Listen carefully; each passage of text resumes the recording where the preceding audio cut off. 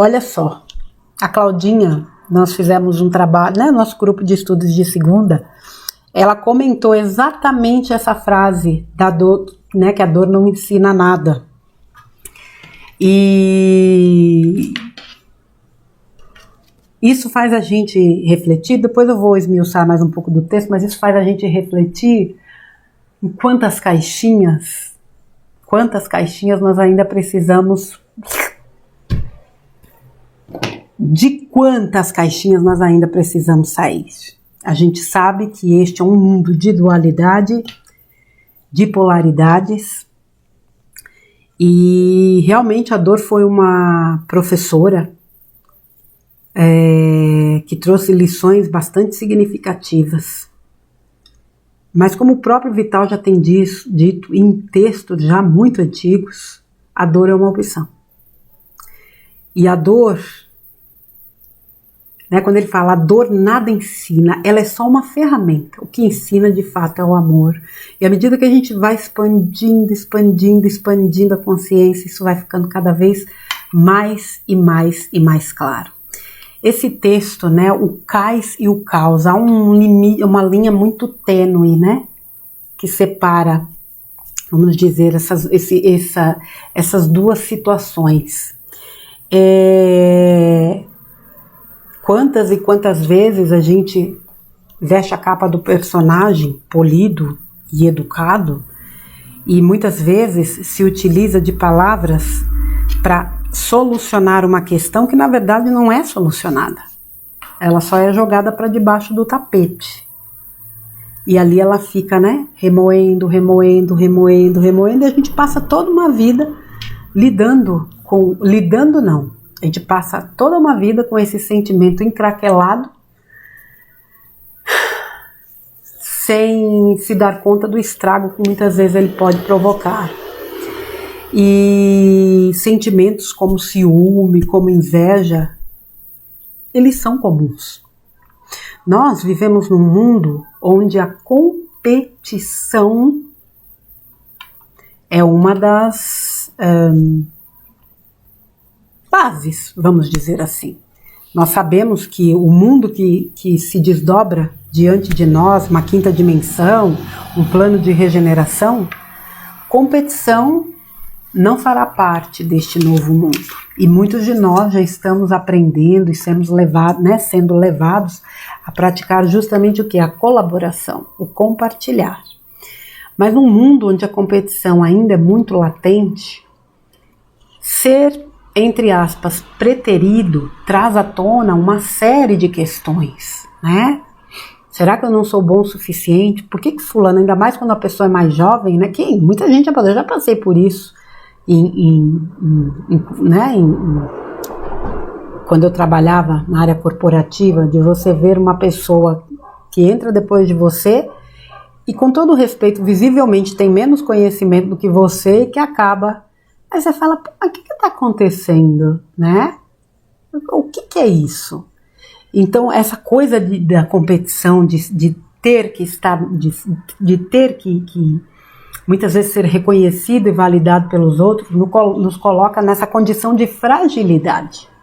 Porque a gente passa a não se valorizar, mas a gente fica esperando a valorização do outro. Veja o quanto isso é nocivo. Porque não quer dizer, né, que não, necessariamente não quer dizer isso. Mas a gente entende dessa forma.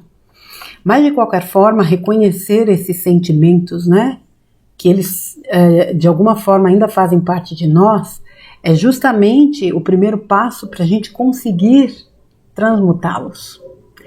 Lá no comecinho, né, quando eles estavam conversando, tem uma frase do Litsu que diz o seguinte: evoluir é amar mais e melhor.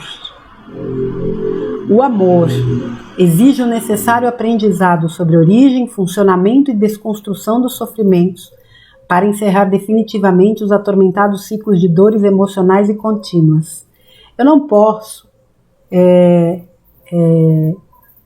fazer esse vídeo sem trazer o Ho'oponopono para toda essa abordagem. porque aqui foi falado muito sobre amor, sobre transmutação. Vejam, essa inveja e esses ciúmes são memórias que todos nós carregamos, e aqui vem ilustrado na figura do Ioscas. E quando a gente consegue limpar isso dentro de nós, uma nova visão, uma nova vida se faz, e é pelo amor que isso acontece.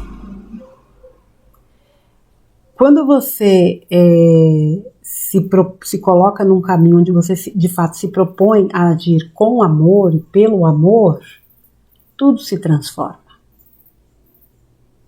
O que existe é uma grande confusão acerca do que é amor, porque, lamentavelmente, esse sentimento, eu diria essa energia, porque amor é a energia, é a força mais poderosa que existe, foi completamente distorcido. Tudo e qualquer coisa é confundido com amor. Posse é amor,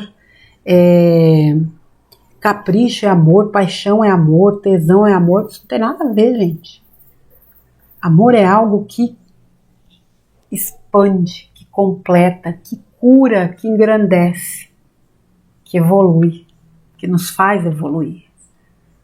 E todos nós somos seres totalmente capazes de sentir amor. Sentir não, capazes de expressar amor, porque nós somos amor.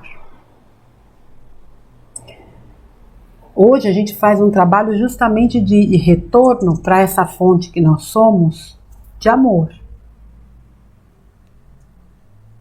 E é um trabalho que pede a desconstrução, e eu diria que, eu vou usar um termo que eu talvez invente agora, descamatização. Você tem que tirar aquelas camadas de crenças, de dogmas, de paradigmas, de conceitos, de preconceitos, para chegar nessa essência, que é puro amor. É como se fosse atingir aquele ponto zero, né? Aquele marco zero que o Ho'oponopono fala, onde só existe o vazio, onde só existe o amor, o todo.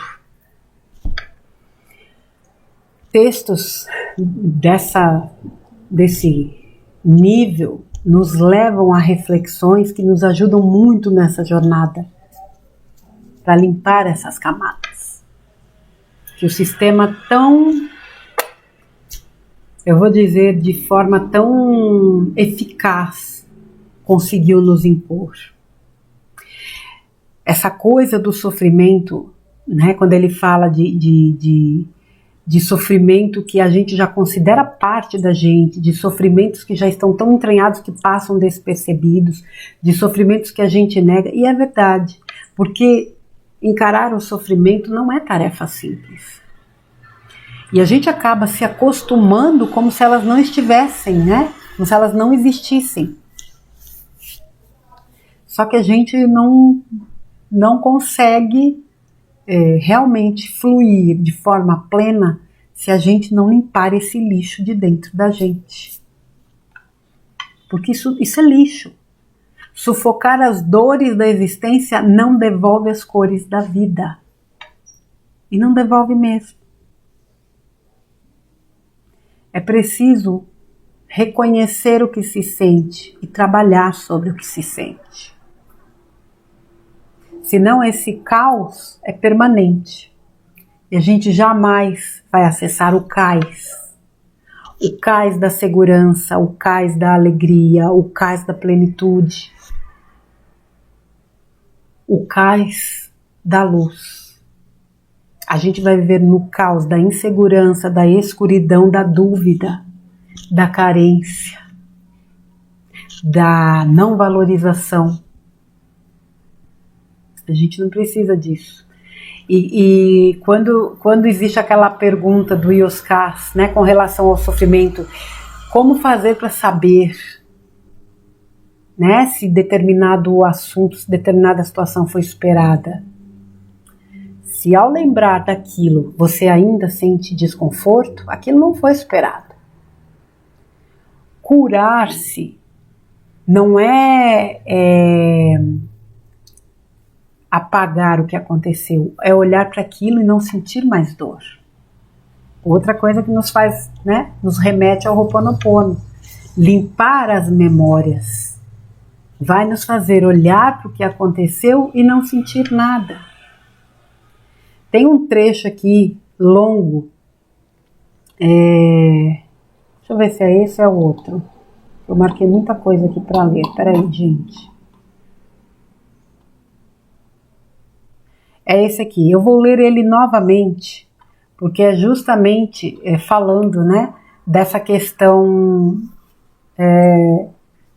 das dores emocionais.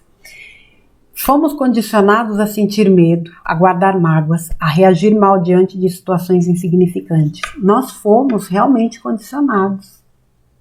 Nós não fomos, e outra coisa, nós nunca fomos orientados como lidar com isso, né? Já há muito tempo eu falo que as escolas, a gente sabe que com as grandes mudanças que virão, esse ensino tosco que aí está não prevalecerá.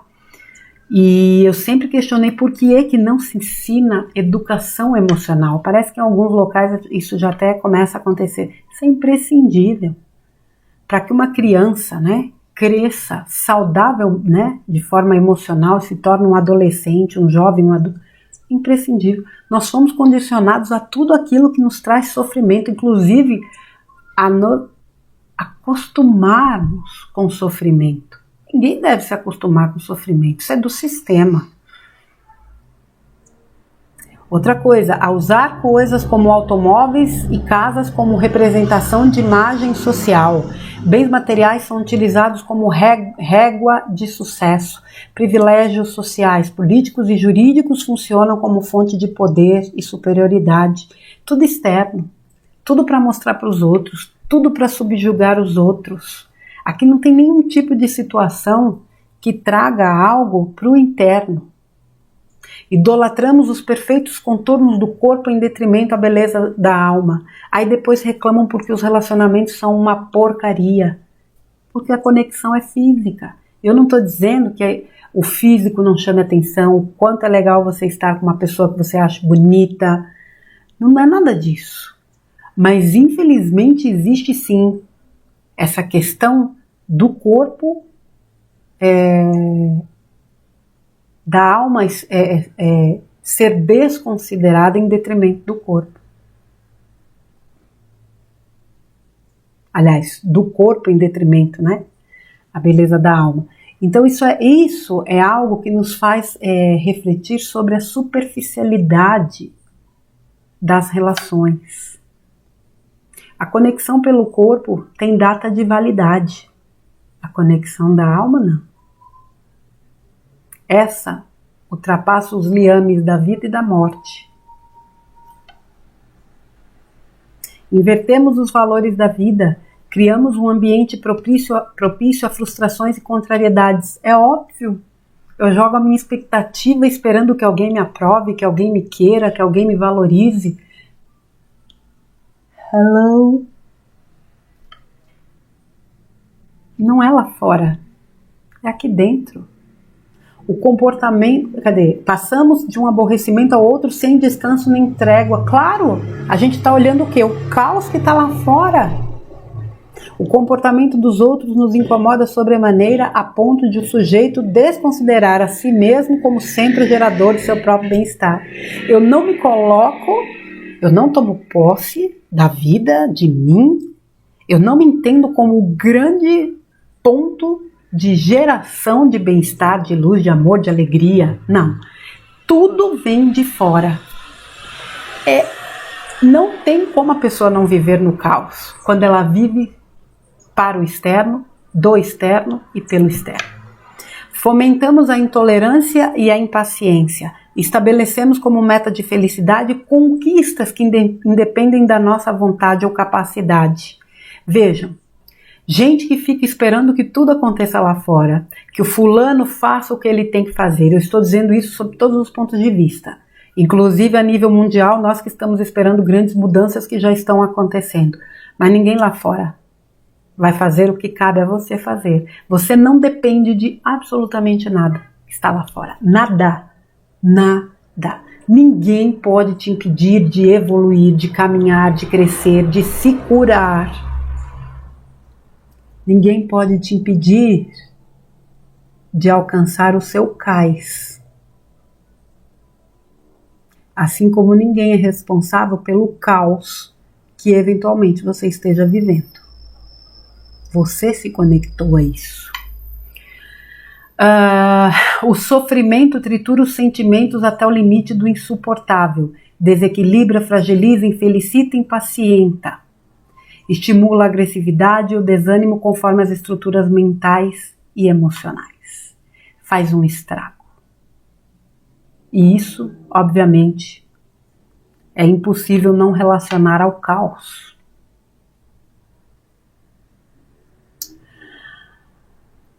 Há prazeres que geram dor desmedida e existem prazeres que proporcionam sincera alegria, mas desaprendemos a distinguir qual é qual antes do sofrimento se instalar. A diferença estabelece o cais ou o caos, onde podemos aportar em segurança, o cais, ou os mares que iremos naufragar, o caos.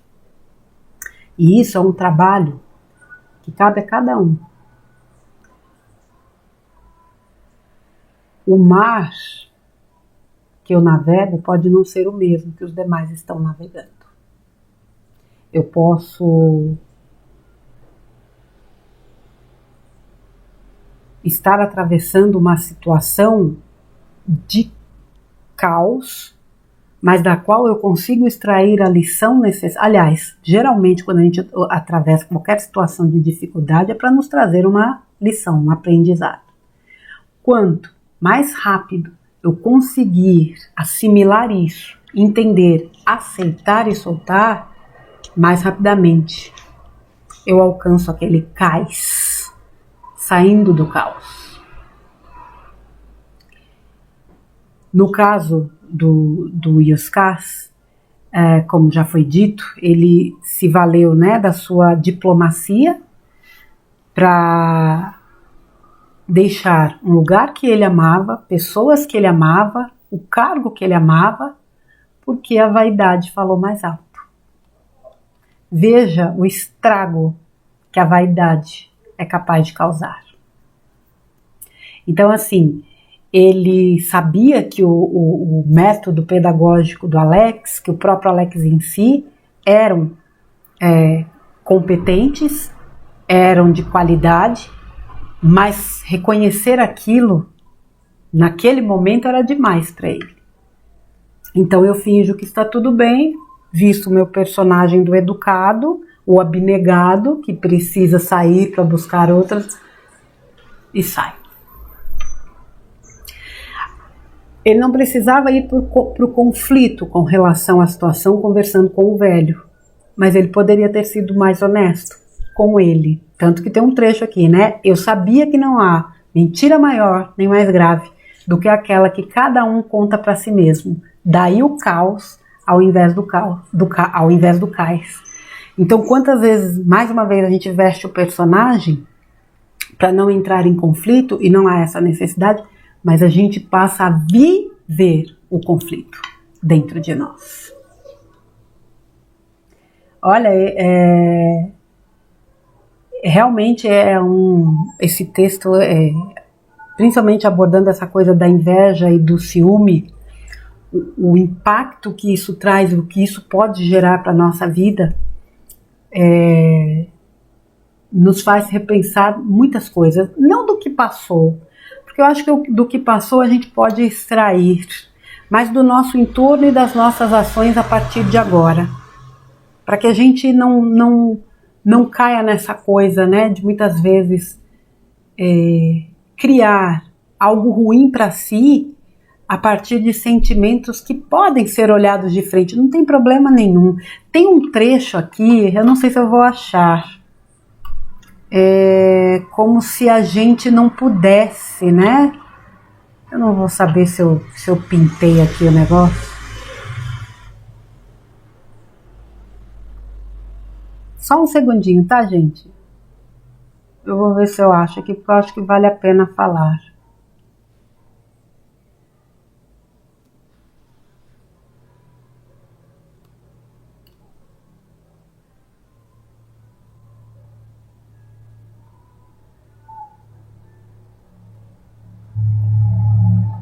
Deixa eu dar uma pausa aqui, minha gente, só um segundinho. Encontrei aqui, é um trecho que diz o seguinte, é uma fala do Litsu. Alguns sofrimentos são tão antigos que é aquela coisa, né, da gente já considerar que eles estão integrados. Criamos uma crosta espessa. Não. Existem também aqueles que negamos por considerar absurdo suas presenças face ao desenvolvimento espiritual que acreditamos já ter alcançado, o que é uma armadilha. Né? Não porque eu sou uma pessoa espiritualizadíssima, então eu não posso sentir esse tipo de coisa. Só que negar que sente não resolve a questão. Espiritualizar-se é estar o tempo todo consciente daquilo que se é e se sente. E ao sentir algo que se sabe não ser, vamos dizer assim, legal, bacana, trabalha-se. Não é escondendo que isso vai ser solucionado.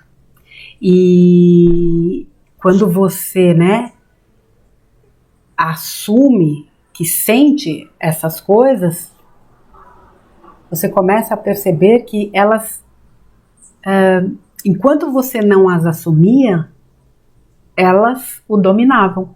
A partir do momento que você reconhece que sente, elas perdem poder. Entendi na prática que o ciúme e a inveja são incompreensões internas que criam contrariedades e conflitos desnecessários em movimentos desgovernados de autotraição. Faz-se indispensável emergir com a inveja e o ciúme à tona da consciência para reconhecer suas presenças e os seus alcances. Então não adianta esconder. Perdoar-se a partir do arrependimento sincero oferece as perfeitas condições de transmutação desses sentimentos por outros, como carinho, respeito e admiração. Da mágoa se faz o amor, então a luz volta a brilhar. Perdoar-se, não é perdoar o outro, não tem nada a ver com o outro, tem a ver com a gente. E para encerrar, eu vou concentrar nesse trecho, né, que a Claudinha tinha destacado no trabalho, que é justamente esse, a dor, né? Se não é pelo amor, é pela dor, e o Litsu complementa, né, ou completa esse texto de forma assim magnífica. A dor nada ensina, a dor é o recurso limítrofe da vida para despertar o amor desconhecido ou desprezado, e enquanto o amor não chegar, o indivíduo não aprenderá. O sofrimento estreita a mente, turva a visão e envenena o coração. Se insistir em se manter distante do amor, a dor o fará naufragar após sucessivas colisões com os rochedos da incompreensão e da amargura. Somente quando a dor aceita o amor como timoneiro, a embarcação da vida ajusta a rota, saindo dos mares tempestuosos do caos, para aportar no cais seguro da paz. Ou seja, talvez se a gente tivesse aprendido antes que sempre foi pelo amor, a dor não tivesse sido uma professora necessária. Mas como a gente não pode viver pelo e se, tudo é válido, tudo é aprendizado, mas fica essa grande lição desse texto, nos trazendo essa amplitude, né, essa abertura ou essa expansão de consciência, no sentido de que o único que verdadeiramente ensina é o amor. A dor é uma ferramenta, é um recurso ainda utilizado, mas que enquanto o amor não chegar, não vai haver aprendizado da parte do indivíduo. Tive o amor e a alegria traídos pelo orgulho, a vaidade, o ciúme e a inveja. Vejam o quanto esse grupinho é capaz de afetar uma pessoa a ponto de o gatinho, na hora que ele entrou, se espichar, né, e sair fora. Todo mundo sabe aqui que o gato é um ser altamente sensitivo E quando o gato age de certa forma, a gente já sabe exatamente o que ele quer dizer, e mesmo que ele se sentisse em paz, e na verdade ele não estava se sentindo em paz, ele percebeu na própria reação do gato que havia alguma coisa errada, e isso foi margem, né, inclusive para o próprio comentário, um dos comentários do Litsu, também apontando o gato como um termômetro para a vibração que o Ioscas apresentava naquele momento, tanto que quando ele se liberou de todo aquele aparato negativo do ponto de vista emocional, o gatinho voltou para o lugar, subiu na geladeira, olhou para a cara dele, deitou e dormiu. E é assim que muitas vezes a própria natureza nos responde, né? E só para encerrar aqui, mais uma frase do Litsu para complementar: todos os conflitos são projeções externas de nossas insatisfações e incompreensões internas. E em verdade, ninguém tropeça por culpa de ninguém, salvo pela própria inabilidade de andar com os próprios pés. Mais uma vez, não existe o outro. Existe o eu. E tudo aquilo que a vida expõe no meu exterior é algo que eu preciso internamente trabalhar, mesmo que seja uma simples limpeza de memórias. Mas eu preciso ter esse entendimento, assumir essa responsabilidade e fazer o trabalho que me pede para ser feito. Agora vá, faça o que precisa ser feito. Não deixe a vida esperar. Quando não entendemos o cais, somos envolvidos pelo caos. Fica aí a leitura de mais uma aula do Instituto Ioscas, dessa vez na figura de Litsu, né? Nos trazendo essa riqueza de material que serve aí de reflexão e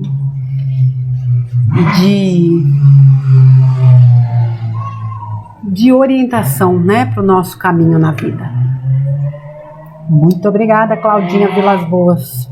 Que texto fantástico. Um beijo para você, minha querida, para a Andréia, para o Silvio, para esse grupo que a gente forma aí, que a gente discute tanta coisa bacana e muitas das quais eu acabo compartilhando com vocês aqui. Tá bom, crianças? Eu volto no próximo conteúdo. Um beijo para vocês, fiquem com Deus e até a próxima.